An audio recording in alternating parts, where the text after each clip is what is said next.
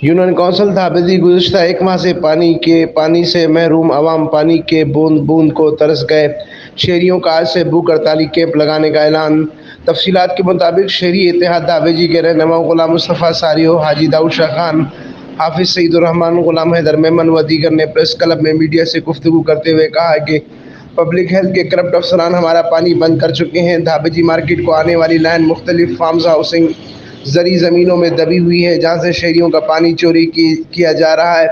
Water supply के जिम्मेदारान पानी की बहाली में गफलत बरत रहे हैं। गुज़िश्ता एक माह से पानी शहरियों को नहीं मिल रहा। इस हवाले से हर मुमकिन कोशिश की गई, लेकिन इसका कोई नतीजा नहीं निकल सका है।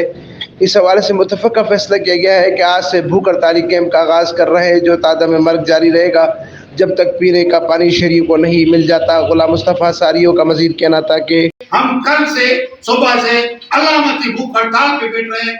हम जिले इंतजामिया को, हमारे एमपीए, हमारे एमएनए, हमारे सब दोस्तों को, खासतौर पे सिंध गवर्नमेंट को हम इतला देना चाहते हैं कि ये सूरत हाल देखते हुए आप कुछ हमारे लिए करें, हमें पानी का बंदोबस्त करें। पानी जिंदगी है, जिंदगी के बगैर, पानी के बगैर हम जिंदा नहीं रह सकते।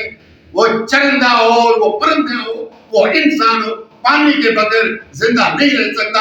उसलिए हमने फैसला कर लिया है, तो मरना है तो रोड पे मरना है। अलामती भूख हड़ताल कल शुरू करेंगे। इससे भी नहीं माना, मसला हल नहीं हुआ तो ताकम मर्ग भूख हड़ताल करेंगे। अगर उससे भी नहीं हुआ तो हम अपने आप को जला के पानी लेना है, पानी लेना है, पानी लेना है। अमीन फारूकी, फायरस्टोन न्यूज़, ठट्टा, सिंध।